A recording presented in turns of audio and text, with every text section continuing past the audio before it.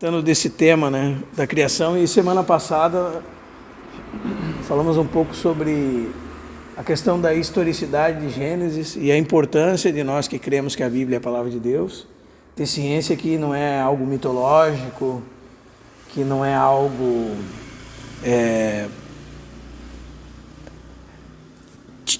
só com tipos e figuras, mas que é histórico, né? Marcelo, vem rapidinho. A realidade é histórica. Nesse tema que tu vai ver hoje, daquilo que tu me falou ainda há pouco, onde é que tu tá? Já passou Deus? Já, Aí tu tá onde agora? na criação. Que daí está dentro do segundo tópico. A gente já está em que capítulo, irmão? 7. No 7º. Era 4 tópicos. Sim, Passou mas Deus. dentro desse tópico, nessa teologia aqui começamos com a Bíblia. Ah, Então nessa teologia começou a bibliologia, se eu não estou enganado, né? É. E depois o assunto de Deus, mais vários capítulos. A inerrância da Bíblia. então estamos em Bíblia ainda. Não, já passou a bibliologia, Trindade. passou A Trindade, nós tratamos a Trindade, mas antes da Trindade já passou o assunto de Antes Deus, tá. atributos Antes os comunicáveis, atributos de Deus. atributos incomunicáveis, né, o ser de Deus. Então, aí agora a gente está no capítulo 7, que onde depois de a gente tratar da Trindade, Criação. a gente entra no assunto da criação. E semana passada a gente tratou desse tema da historicidade de Gênesis. Por quê? Porque há uma tendência moderna a tentar conciliar o criacionismo bíblico, né, do texto claro do que a Bíblia diz, com o evolucionismo. E há uma espécie de evolucionismo cristão ou criacionismo evolucionista, e entre tantas variantes dentro desse tema. Então a gente tocou em algumas coisas relacionadas à importância de entender que é uma narrativa histórica os 3 primeiros capítulos de Gênesis, né? E, por exemplo, eu vou até citar para os irmãos aqui, quero ver se eu acho que é importante, que eu falei semana passada de uma forma simples, que é o Catecismo de Westminster, quando ele fala como Deus criou. Qual é a obra da criação, diz o texto. E a resposta é: a obra da criação é aquela pela qual Deus fez todas as coisas do nada, no espaço de 6 dias, e tudo muito bem. Então é mais ou menos essa sequência de que o nosso autor vai tocar no nosso livro aqui. Ô Marcelo, Deus fez todas as coisas restrito até do o nada. universo como um todo. Sim, do nada, no espaço de 6 dias, e tudo muito bem. Porque a teoria de muitos é que havia matéria pré-existente, por exemplo. Outros dizem que Deus, através de eventos de evolução natural, foi criando as coisas. E que Deus usou esses processos, né? E que nós vimos na semana passada como isso não condiz com a narrativa de Gênesis. Por exemplo, com respeito a Adão e Eva. Se houve homens pré-adâmicos, homens primitivos antes de Adão, então Eva não foi feita de Adão. Eva teria que ter tido uma mãe que fosse uma criatura talvez inferior a ela, mas que fosse mãe dela, né? Que ela tivesse vindo dessa criatura. E não é o que a Bíblia diz. A Bíblia diz que Adão foi colocado num sono profundo, do lado dele foi tirado o material que construiu ela, né? Então ela foi feita dele. E a narrativa bíblica é essa. O processo evolucionista já vai dizer que não, que houve vários, pelo menos mais de 10 mil antes deles, e então, em certo momento, Deus fez um pacto com eles, por exemplo. Mas eu digo, a narrativa de Gênesis, ela está se resumindo na Terra, na criação, do nada. Isso. Ou quando fala ali, então é o universo como um todo, assim. Todo céu e terra. Que No nem, princípio né, que criou nem- Deus Que nem Hebreus, né? os céus. Pela fé entendemos que os mundos, quer dizer, Isso. tudo, né? Exatamente. Então, na semana passada a gente enfatizou isso e por que nós temos que crer nisso e qual as deficiências das visões que mostram, por exemplo, nós tocamos no ponto de que Deus, nós tocamos no ponto que esse tipo de visão, ele reduz a Deus a processos de tentativa, erro. Então, a segunda tentativa, e é uma melhora, uma evolução, e isso não corresponde ao caráter descrito nas Escrituras sobre Deus, não corresponde às características de Deus que a Escritura revela. Por exemplo, Deus é imutável, né? Então, Deus nunca deixou de ser o mesmo, ou Ele nunca melhorou daquilo que já era. Ele sempre é o mesmo, Ele não muda. Então, se Deus foi usando o processo de tentativa e erro, então Ele era pior, depois da primeira tentativa Ele melhorou e assim sucessivamente. Então, até pela lógica, nós desconstruímos essas narrativas de como Deus criou o mundo. Então, o nosso tema aqui vai responder por quê, como e quando Deus criou o universo. Esse é o tema desse capítulo. Por quê, como e quando Deus criou o universo. Aí, os irmãos podem acompanhar ali, né, que o autor começa falando assim, em quanto tempo Deus realizou a criação? São perguntas que se levantam, né? Será que tudo foi concluído em 6 dias e 24 horas? Ou será que usou milhares ou milhões de anos? Qual a idade da Terra? Qual a idade da raça humana? São perguntas que nós vamos tratar, né? E esse capítulo vai tocar no seguinte tema: Deus criou o universo do nada. Esse universo era essencialmente bom e Ele criou todas as coisas para a sua glória. São esses 3 pontos que nós vamos tocar nesse capítulo. E o primeiro deles é: Deus criou o universo do nada. E nós vamos ver as provas bíblicas que Deus criou o universo inteiro sem existir nenhum tipo de matéria antes. Em latim, os autores usavam essa expressão ex nihilo, né? Ex nihilo, que significa do nada, a partir do nada. E nós já vamos inferir isso de Gênesis 1:1. No princípio, criou Deus. Então aqui nós já temos o que Deus criou e Ele mesmo. E Ele separado do que criou. No princípio criou Deus os céus e a terra. Quando fala os céus e a terra, ele está contextualizando toda a criação de Deus, todo o universo, tudo que Deus fez, hostes celestes, mundos invisíveis, tudo isso está aqui dentro desse versículo. As galáxias, todos os planetas, tudo dentro desse verso.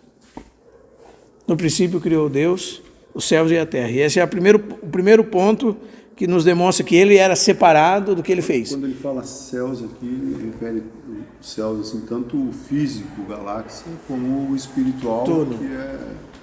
Os céus dos céus, como fala Neemias. Né? Então o Salmo 33 nos diz assim, versos 6 e 9. Os céus por sua palavra se fizeram, e pelo sopro de sua boca o exército deles. Pois ele falou e tudo se fez. Olha que verso importante, irmãos. Ele ordenou e tudo passou a existir. E também o Novo Testamento nos diz assim, Evangelho de João, capítulo 1, verso 3. 126. Evangelho de João 1, 3, né? Todas as coisas foram feitas por meio dele, sem ele, nada do que foi feito se fez. Todas as coisas é tudo que existe, todo mundo criado, todo o universo. Também isso está em Atos 17, 24 e Hebreus 1, 11, 3, né? E Paulo também fala em Colossenses 1 o seguinte: pois nele foram criadas todas as coisas, e aqui ele acrescenta, nos céus e sobre a terra. E ele diz, as visíveis, as invisíveis, sejam tronos, sejam soberanias, quer principados, quer potestades, tudo foi criado por meio dele e para ele. O Cântico dos 24 anciãos também diz isso. Tu és digno, Senhor e Deus nosso, de receber glória, honra e poder, porque todas as coisas tu criaste. Salmo 33, 6 e 9. Sim, por causa da tua vontade vieram a existir e foram criadas. Então, os irmãos percebam que todos esses versos falam o seguinte: tu ordenou, veio a existir. O Senhor falou e tudo se fez. Todas as coisas foram feitas por Ele, né? Nós temos também Atos 4, 24, que fala o seguinte: soberano Senhor, que fizeste o céu, a terra, o mar e tudo que neles há. Então, irmãos, os irmãos vão perceber que, normalmente, toda a Bíblia, quando vai relacionar a Deus, ela vai relacionar a Deus, identificando Ele como o Criador de todas as coisas. Sempre quando você vai, por exemplo, essa oração dos irmãos em Atos capítulo 4, quando eles estão orando juntos, eles começam assim: soberano Senhor, que fizeste o céu, a terra, o mar e tudo que neles há. Ou seja, tu és o Criador de todo o universo. É assim que começa o credo apostólico, né? Creio em Deus Pai, Todo-Poderoso, Criador dos céus e da terra. Essa é a primeira sentença do credo da igreja, né? E, seguindo o nosso texto, por exemplo, o texto que o irmão citou, Hebreus 11:3, pela fé nós cremos, o quê? Que o universo foi formado pela palavra de Deus. De modo que o que não se vê foi feito do que é visível. E a ideia era mesmo combater a teologia, a cosmovisão que aqueles homens tinham de que havia matéria pré-existente. Não é, o autor de Hebreus não está querendo dizer que do mundo invisível Deus fez o visível, como alguns tentam explicar. Não, a ideia do autor é a seguinte: ele quer combater essa teoria de que Deus fez a partir de uma matéria pré-existente. E essa matéria pré-existente já era algo como Deus, eterno. E o autor de Hebreus vai dizer assim: não, pela fé nós cremos que todas as coisas foram feitas pela palavra de Deus. Quando Deus falou, todas as coisas vieram a existir pela sua palavra. Vou fazer um parênteses bem rapidinho, Marcelo, só para interromper. Quando eu comecei a fazer física, né, que agora os irmãos acho que não sabem, eu estou no 3º semestre. Então, nesse curso ele se abre muita discussão, né, sobre a criação e tal, né? Então, eles ensinaram para nós que existe uma briga grande entre a ciência e a religião, né? Eles falam isso. As matérias que eu já fiz, todas elas trouxeram isso à luz, né? Mas o que eu observei até agora é que há um casamento perfeito entre a ciência e a palavra. É impressionante. Tudo, né, que eles estudam na ciência de como é o universo e tal, é exatamente o que a palavra fala. Quer dizer, é um casamento perfeito, é porque eles citam a religião, porque eles conhecem a religião, mas não conhecem a palavra. Conhece a diferença? Que nem o que o Marcelo está trazendo aí. Eles não conhecem. Eles sabem a religião, é contra a ciência, não sei o quê, mas não tem nada disso. É que, na verdade, as pessoas... A gente comentou sobre isso na semana passada, né? Que as pessoas, a própria ciência é devedora à teologia cristã. Porque, para os grandes cientistas da história, a teologia era a mãe de todas as ciências. Como a gente comentou semana passada, né? Então, nós seguindo aqui, irmãos, outro texto importante, Romanos 4:17. Diz assim, que Abraão creu, né, no Deus que revivifica os mortos, e diz o texto, e chama à existência as coisas que não existem. Então, isso é muito importante para nós vermos que não nos falta versículos que demonstram Deus sendo anterior a todas as coisas que existem, né? E criando todas as coisas a partir de nenhuma matéria pré-existente, somente pelo poder da sua palavra. Como diz também o Salmo 92, né? Antes que nascessem os montes e se formassem a terra e o mundo, de eternidade a eternidade, tu és Deus. E nós temos aqui, quando eu estava ensinando para minha filha sobre a questão da eternidade de Deus, falei para ela, existem 3 tipos de seres. Os animais, que têm princípio e fim. Os homens e os anjos, que têm princípio e não têm fim. E Deus, que não tem princípio nem fim. Ele está fora dessa questão temporal. O Senhor Deus é atemporal. Antes que nascessem os montes e se formasse a terra e o mundo, de eternidade a eternidade, tu és Deus. Amém? E não vai estar no livro de vocês, mas eu acho que é importante fazer menção aqui, que é a criação do universo espiritual. Há um consenso que verdadeiramente se deve estudar, pelo menos, antes da criação física, a criação invisível. Como o Paulo falou aqui atrás,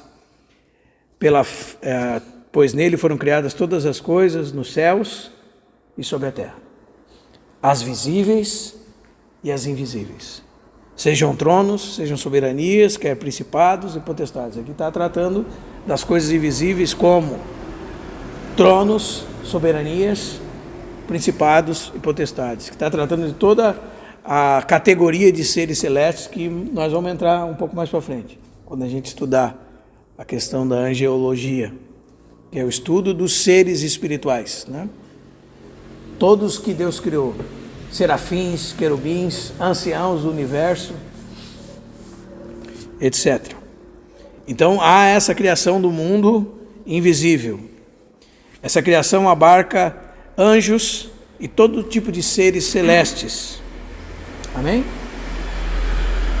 Quando a Bíblia diz que Deus criou o céu, a ideia é que criou também um reino espiritual, e isso está inequivocamente implícito em todos os textos.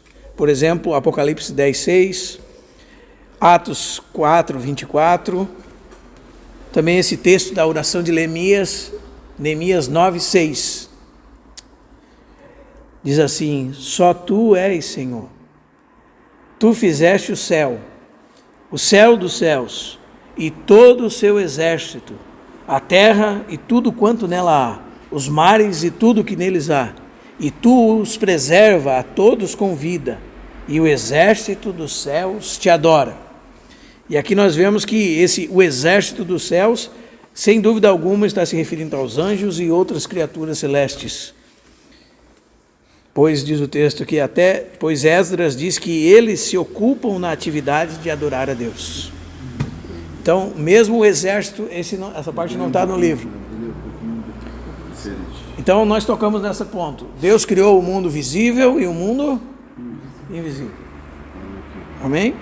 Agora vai estar no livro de vocês, a criação direta de Adão e Eva. Vai ser o segundo ponto no livro.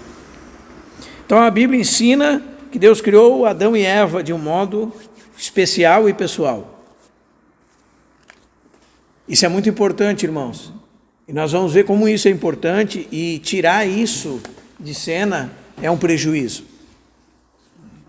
Quando um cristão acredita num certo tipo de processo que Deus usou para criar o homem, ele acaba tornando o homem uma coisa insignificante, o resultado de várias tentativas e erros, e perde de vista que Deus, por seu propósito eterno, de maneira pessoal e especial, criou o homem. Esse que é o ponto da realidade de entendermos a historicidade da formação de Adão e Eva. Por exemplo, existem teólogos que acreditam na seguinte coisa, que Adão, alguns dizem, representava todos nós. Adão é uma palavra para falar toda a humanidade que existia e que Deus criou. E ele representa milhares que vieram antes dele. E Eva, milhares que vieram antes dela. E todos nós juntamente com eles. Então são só tipos do homem. Outros acreditam que houve todos aqueles homens primitivos, todos eles, e então um dia Deus chegou a Adão e Eva e fez um pacto com eles e colocou neles a sua imagem. A partir de certo momento. Para que eles estão tentando fazer isso? Tentando fazer um casamento entre a evolução e o que a Bíblia diz. Para não negar o que a Bíblia diz, mas também não negar, aceitar o que está sendo dito. Exatamente. Então, por isso que aqui é muito importante. E por isso que eu falei semana passada que precisa fazer manobra no texto, na leitura da narrativa do texto, para colocar essas coisas por aí. Precisa fazer manobra no texto para enfiar dias de milhares de anos. Precisa fazer manobra no texto para colocar um Adão figurativo, que Paulo, que Jesus, que Pedro, que todos os apóstolos disseram textualmente que existiu. no Novo Testamento. Precisa fazer manobra no texto. Como nós não queremos fazer manobra, nós temos que aceitar que é uma criação direta de Deus. Adão e Eva foram criados por Deus. Então a Bíblia ensina que Deus criou Adão e Eva de um modo especial e pessoal. Gênesis 2:7. Formou o Senhor Deus ao homem do pó da terra e lhe soprou nas narinas o fôlego de vida. E o homem passou a ser alma vivente. Há um indivíduo único, primeiro, formado por Deus. O material desse indivíduo foi a terra. Deus formou ele e a Bíblia diz que soprou nele fôlego de vida. É Neshama Hajim, significa fôlego de vidas, do texto original. E ele passou a ser alma vivente. Significa que quando Deus soprou sobre ele, a união daquele sopro de Deus com o seu corpo formou uma alma neste homem. É um indivíduo pessoal, feito pelo próprio Deus e, segundo os outros textos bíblicos, a coroa da criação de Deus. E também Eva. Então o texto de 2:21 e 22 diz assim: Então o Senhor Deus fez cair pesado sono sobre o homem, e este adormeceu, tomou uma das suas costelas e fechou o lugar com carne. E a costela que o Senhor Deus tomara ao homem, transformou numa mulher e lhe a trouxe. Deus aparentemente fez que Adão soubesse algo do que acontecera, pois Adão mesmo diz: Afinal, esta é carne, ossos dos meus ossos e carne da minha carne. E no texto original diz chamar-se-á Adão, porque de Adão foi tirado. Onde diz varou aí, a palavra é Adão, porque de Adão foi tirado. Então, irmãos, nós vemos como é importante isso, né? E como os cristãos divergem quanto à extensão da evolução que pode ter ocorrido após a criação. Vou ler um pouco do texto aqui. Embora entre alguns cristãos haja nesse ponto divergências defendidas com ardor e respeito aos vegetais, veja, vamos falar desses dois textos. Esses textos são tão explícitos que seria muito difícil sustentar, com completa fidelidade às Escrituras, que os seres humanos são o resultado de um longo processo evolutivo. Isso porque quando a Bíblia diz que o Senhor formou ao homem do pó da terra, não parece possível entender que ele tenha feito por um processo que levou milhões de anos numa evolução aleatória de milhares de organismos cada vez mais complexos. Então, mais numa linha de raciocínio puramente evolutivo, isso não seria possível, pois mesmo a primeiríssima mulher deveria, se fosse o caso, descender de alguma outra criatura meramente humana, que então não passaria de um animal. E nós sabemos textualmente, eu citei para os irmãos, Mateus capítulo 19, 1 Coríntios capítulo 8, 2 Coríntios capítulo 11, 1 Timóteo capítulo 3, capítulo 2, versos finais. Todos esses textos falam que Adão e Eva existiram, personagens históricos que existiram. Amém? E um teólogo do passado diz o seguinte: as Escrituras se erguem contra toda tendência de esvaziar de significado a história humana, apresentando os impressionantes atos da criação como preliminar do drama que lentamente se desenrola ao longo da Bíblia. O prólogo acaba numa página, 1000 outras vêm a seguir.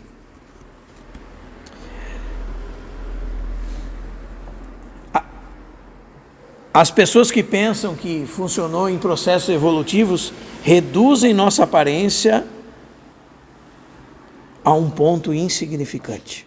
Então, irmãos, por exemplo, como é que você vai pegar alguém, pregar o que a palavra de Deus diz, mostrar o quanto a vida dela tem valor, não no sentido dela se achar como a tal, como muito acontece hoje nesse tipo de evangelho de estimular o homem, mas existem pessoas que precisam aprender a origem, o significado, o propósito e o fim da vida.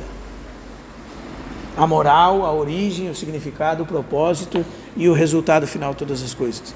Porque elas tratam com o seu corpo como se não valesse nada, elas tratam com as pessoas como se não valesse nada, elas tratam com pessoas como se fossem insignificantes, sem nenhum valor, porque elas não entendem que o homem foi criado à imagem de Deus. Elas reduzem o homem a um processo evolutivo insignificante. Então, como é que nós vamos pegar alguém, por exemplo, que está em depressão, querendo tirar a própria vida, e nós vamos salvar essa pessoa na graça de Jesus de tal evento? Senão pelo que a Bíblia diz que ele é diante de Deus. Pelo que a Bíblia diz que o homem é diante de Deus. Os irmãos já pensaram como é que alguém que acredita que o homem veio de um processo que cada vez foi melhorando até chegar no que somos hoje, vai poder salvar alguém que está em uma depressão, querendo arrancar a própria vida, se para ele a vida é só uma coisa insignificante? O que nós lemos na Bíblia é o contrário. Nós lemos na Bíblia que Deus fez o homem, que o homem de toda a criação é a coroa da criação de Deus. E Deus colocou o homem com uma incumbência, ele tinha um propósito na terra. Então, a Bíblia mostra a origem do homem, o propósito do homem, da onde vem todas as categorias morais que estão dentro do coração do homem, o fim de toda a vida humana, tanto como o propósito, como o que vai acontecer no final. A Bíblia mostra o que a psicologia está tentando entender, a filosofia está tentando entender e explicar da onde veio o mundo, por que nós estamos aqui, para onde iremos. Tudo isso a Bíblia explica. E se nós tirarmos esse homem, essa mulher, do seu contexto histórico, então nós nos tornamos insignificantes. Então nós podemos matar aqueles que têm deficiência, porque está se evoluindo as coisas, então não é bom que ele tenha filhos. Não é? E talvez daí que vem todo esse... Aliás, é desse próprio pensamento comunista e ateu que tirou Deus de cena, que se matava pessoas como se não fosse nada, né? Como se elas fossem meros animais evoluídos. O Ravi Zacarias diz que nós precisamos realmente apresentar para as pessoas duas coisas que são particularmente um aparente paradoxo. Primeiro, a vida humana tem valor, muito valor para Deus. Só que essa vida humana que tem valor para Deus se perdeu do propósito de Deus. Essa é a segunda coisa. Então, nesse sentido, há muita maldade e malignidade na humanidade. A humanidade foi corrompida e a imagem de Deus foi corrompida nessas pessoas. Mas são duas coisas que tu tem que apresentar para a pessoa. E são duas coisas que se equilibram entre si. Primeiro, porque às vezes se tu pegar para alguém deprimido, que está a ponto de tirar a própria vida e dizer, tu é um pecador, um miserável, né? Talvez isso tudo é verdade. Mas talvez a abordagem para ele deveria ser outra. Deveria ser como é importante a vida dele. Como ela tem uma finalidade. Como ela tem que estar adequada ao propósito de Deus para que ela possa realmente avançar. Foi criada a imagem e semelhança de Deus. Né? Não que não tenha corrupção, porque essa imagem ela foi corrompida, né, por causa do pecado. Mas há uma coisa que nós devemos apresentar. Os irmãos estão entendendo, irmãos? E que esse tipo de abordagem evolucionista, tentando conciliar esse tipo de evolução com o criacionismo bíblico, ele não faz outra coisa senão tornar o homem algo insignificante e tornar a narrativa bíblica insignificante. O que o autor está dizendo aqui? Que das 3 primeiras páginas da nossa Bíblia é o prólogo que vai avançar numa história redentiva por outras tantas milhares de páginas. É isso que ele está falando. Então, se você tirar essas 3 de cena, esqueceu a Bíblia para você. Se você tirar, por exemplo, Gênesis 3, você não vai entender João capítulo 3, verso 16. Por que Deus amou o mundo? Por que ele teve que vir salvar o homem? Né? Então, tirar a queda não entende salvação. Exatamente. E outro ponto que não está aí no papel de vocês, mas é importante, é a criação do tempo. Né? Outro aspecto da criação divina é a criação do tempo. A gente já discutiu essa ideia quando a gente falou da eternidade de Deus, né? Então, nós falamos da existência de Deus antes da criação do mundo. Então, nós não devemos pensar que Deus existisse ao longo de uma infindável extensão de tempo. É assim que muitas vezes nós pensamos na eternidade, irmãos. Numa infindável sucessão de acontecimentos. Não é assim que funciona com Deus. Antes, a eternidade de Deus implica que Ele vive numa espécie de existência diferente. Os irmãos lembram que nós falamos de aceidade, né? O que era isso? Que Deus é o que, irmãos? Autoexistente, autossuficiente. Ele não precisa de nada e nem de ninguém. Amém? Então, a existência em Deus não é uma espécie de existência que é uma infindável extensão de tempo. A existência em Deus é diferente. Antes, a eternidade de Deus implica que Ele vive numa espécie diferente de existência. Uma existência sem passagem de tempo. Uma espécie de existência que para nós é até difícil imaginar. E em último lugar, nós vamos ver aqui, eu acho que é o ponto 3 de vocês, o papel do Filho e do Espírito Santo na criação.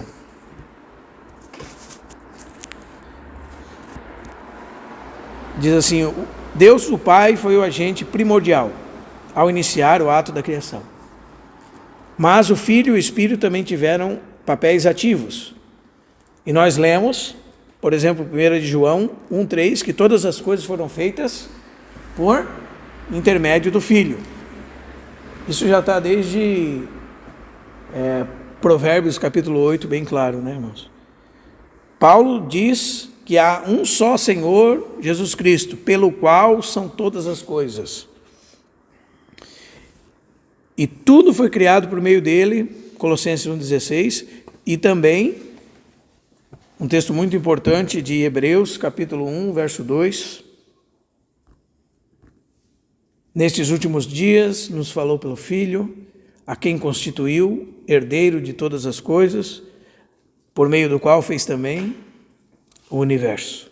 Essas passagens são um retrato coerente de que o Filho é o agente eficaz que executa os planos e ordens do Pai. Então todas as coisas foram feitas por meio do Filho.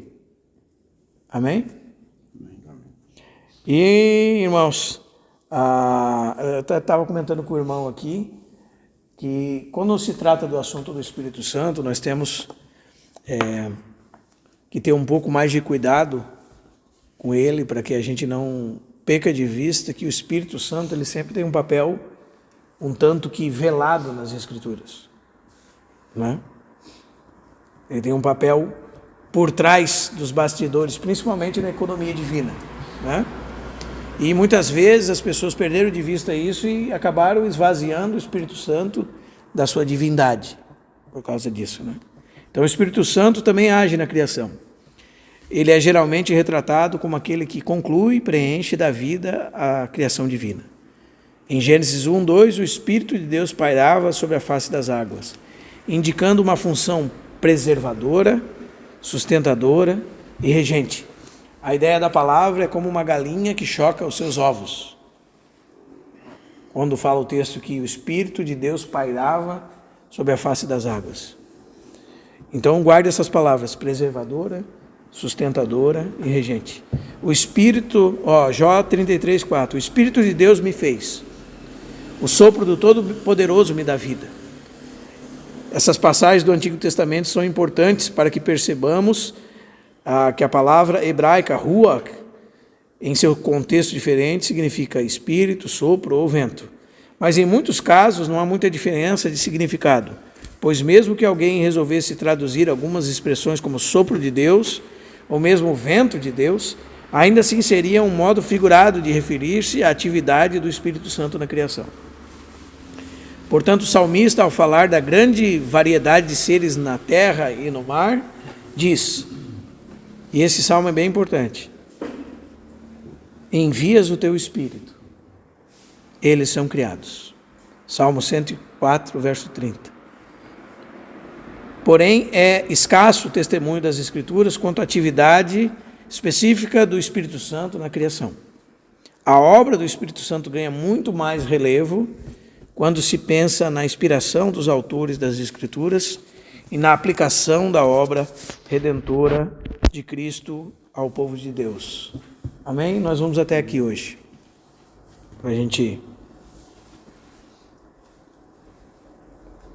Então, só revisando com os irmãos, eu toquei 5 pontos. O primeiro, que Deus criou todas as coisas a partir do nada. E é importante a gente decorar esses textos, irmãos.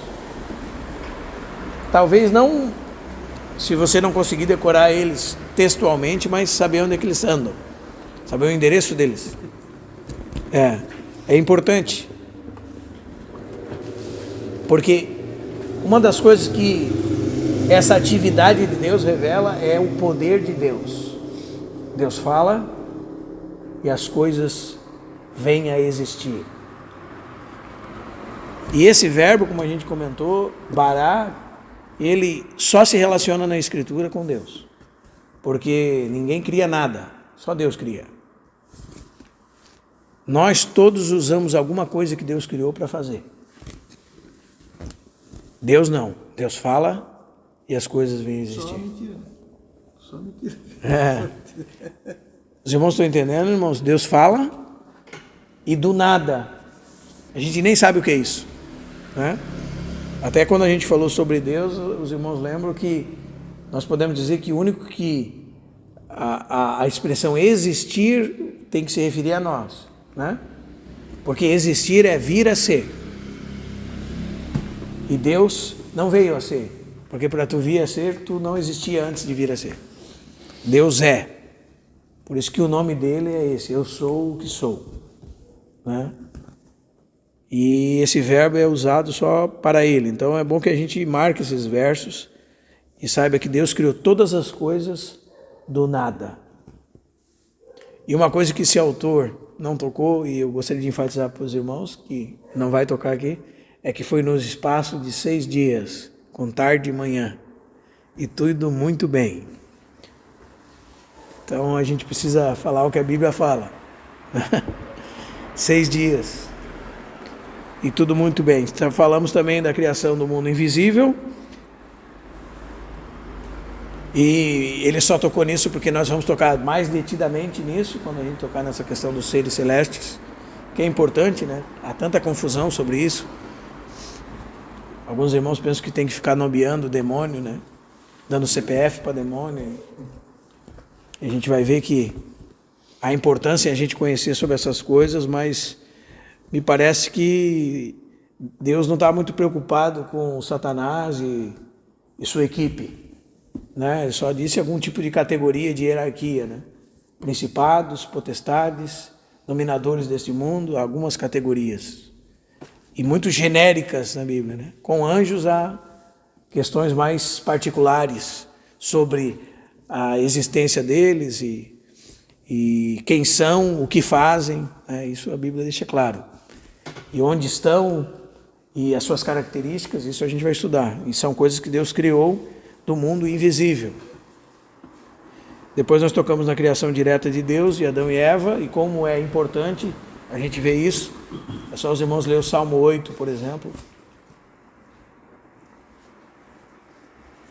E a gente pode concluir com ele, né? Depois a gente tocou na criação do tempo, no papel do Pai, do Filho e do Espírito na criação. O Salmo 8, que eu cito para os irmãos, é importante, porque fala exatamente da criação. Ao mestre, primeiramente, de Adão, né? E depois se referindo ao segundo Adão. Mas diz assim o texto: ao mestre do canto, segundo a melodia, os lagares, salmo de Davi. E diz o texto: ó Senhor, Senhor nosso, quão magnífico em toda a terra é o teu nome. Pois expuseste no céu a tua majestade. Da boca de pequeninos e crianças de peito suscitaste força. E você que os irmãos guardassem isso aqui, irmão. Por causa dos teus adversários, para fazer emudecer o inimigo e o vingador. Aqui está o propósito pelo qual o homem foi criado. Porque ele diz assim: crescei multiplicai-vos, enchei a terra e dominai sobre ela. Sobre os peixes do mar, sobre as aves do céu, sobre todo o réptil que rasteja sobre a face da terra. Só que no céu não tem só ave, né? No céu tem principados e potestades e dominadores. E esse tipo de frase responde a seguinte pergunta: por que Deus não dá cabo do diabo como fizesse assim, ó? Só mexesse com a pontinha do dedo mínimo dele e Satanás desaparecesse? Será que Deus não é páreo para o diabo? Por que um ser que é uma criatura dele não é destruído imediatamente por ele? Aí eu lembro que um irmão mais velho explicava da seguinte forma: ele dizia assim, nisso não tem glória nenhuma. Não há glória em alguém que é todo poderoso destruir alguém que é fraco. Agora, quando de um frágil Deus suscita força contra os seus adversários, aí é glória. Então, da boca de pequeninos e crianças de peito suscitaste força, aí tem glória. Ou seja, Deus estabeleceu que venceria através do homem que criou, pela força que ele supriria o homem.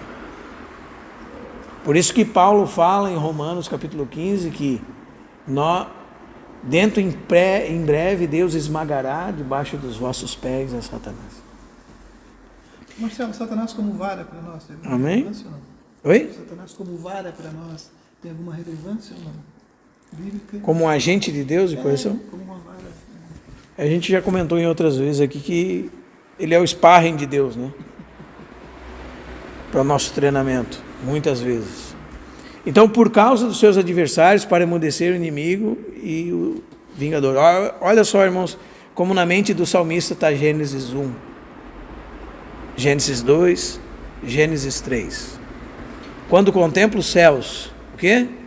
Obra dos teus dedos. A lua e as estrelas que criaste.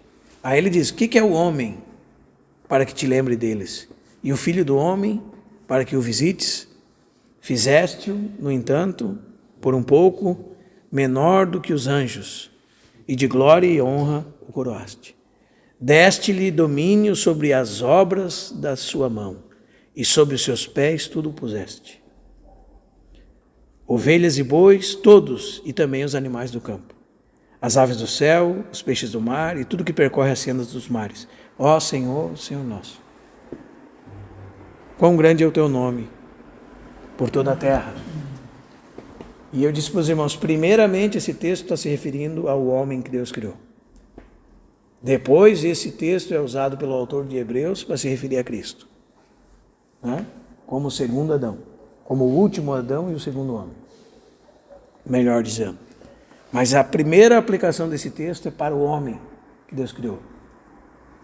E um texto desse mostra a importância do homem no propósito de Deus.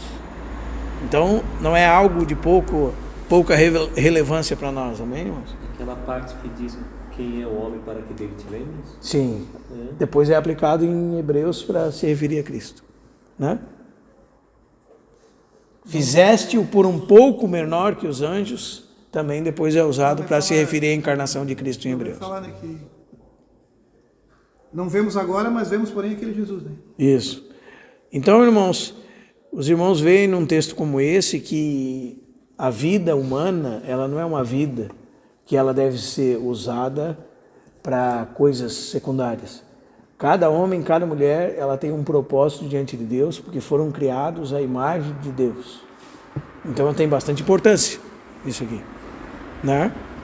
E quando nós começamos a perceber como Deus usará seres tão frágeis como nós, para que a sua glória seja manifestada em todo o universo, aí nós já vamos lembrar de que toda esta criação que Deus criou aguarda a manifestação dos filhos de Deus, né? E toda ela foi sujeita à vaidade. E ela geme até agora, né? E ela aguarda ansiosamente para que essa realidade aconteça. Então, quando nós estamos realmente demonstrando a glória de Cristo, né, então nós estamos incluídos nesse propósito de Deus. E o Senhor está vencendo através da igreja.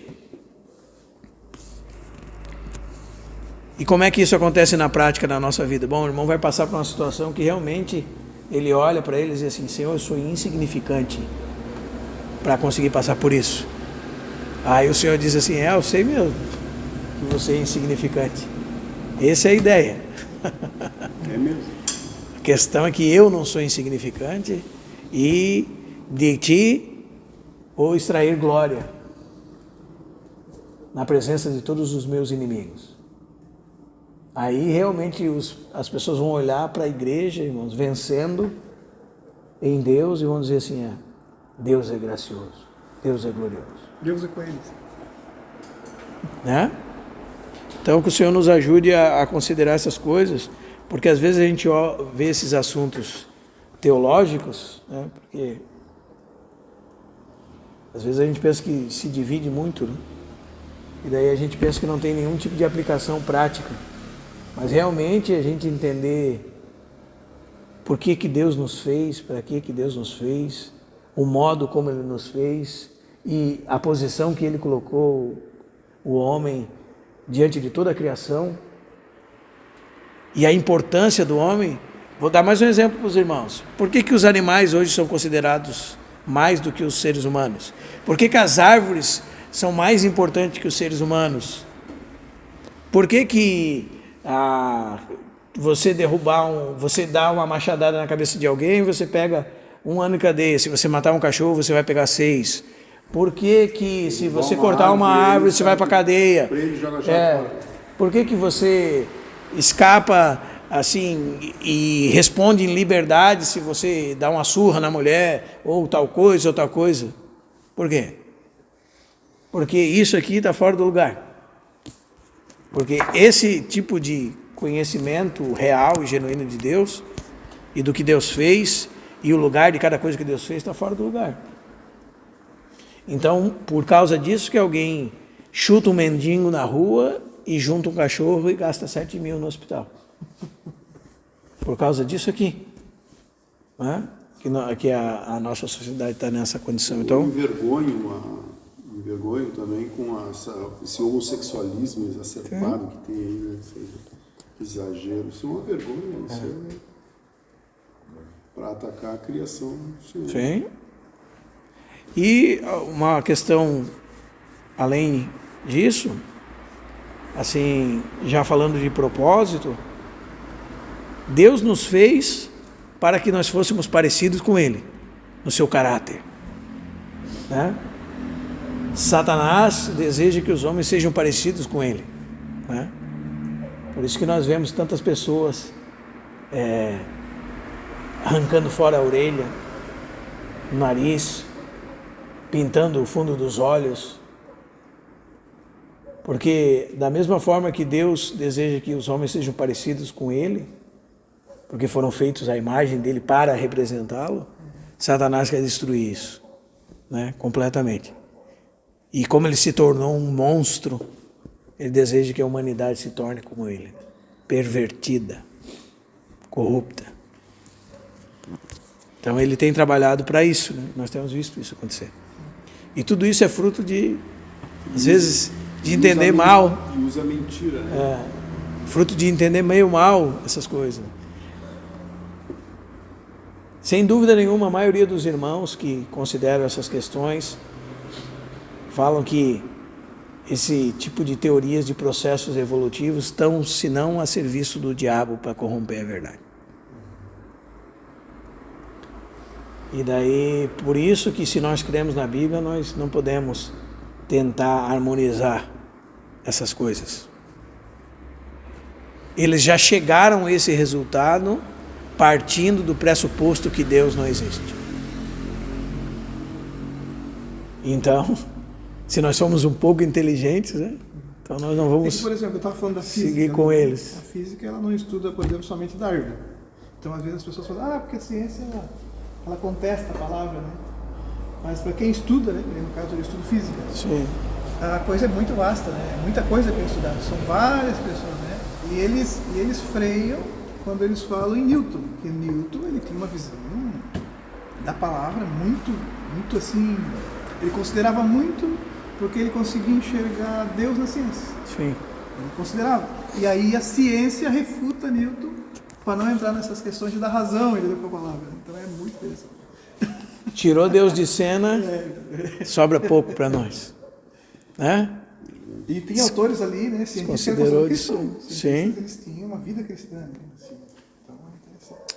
Amém, irmãos? Vamos orar, vamos dar graça ao Senhor. Semana que vem nós damos continuidade desse segundo ponto aqui.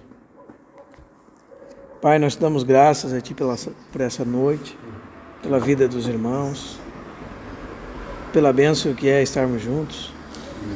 Somos gratos pela vida do André, do Alexandre, do Isa, pela minha vida, do Felipe, do Lucas, do Juarez. Senhor, nós nos constrangemos também com essa bênção que é Te conhecer, ver os Teus propósitos, ver que nós não somos um fruto do acaso, de algum processo em que bactérias chegaram a ser seres humanos, mas que Tu nos formaste. E, Senhor, no que diz respeito a nós, como diz Davi, como disse Jeremias, Tu nos entreteceu no ventre da nossa mãe. E de modo maravilhoso Tu nos criaste. Nos deste a vida desde o ventre da nossa mãe, desde a nossa concepção. Desde a nossa substância ainda informe, o Senhor estava conosco e o Senhor escreveu todos os nossos dias. Nós somos gratos a Ti. Somos gratos porque Tu és maravilhoso, Senhor. Tem cuidado de nós, provisto, não só nos criaste, Senhor, mas nos sustentas. Vida, respiração e tudo mais. Somos gratos, Pai. Louvamos a Ti porque às terças-feiras podemos estar juntos, Senhor, na Tua presença. E como é bom estar entre irmãos.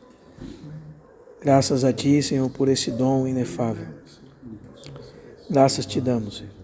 Bendito seja o Teu nome nesse lugar e nas nossas vidas. E agora até para sempre, Senhor. Amém.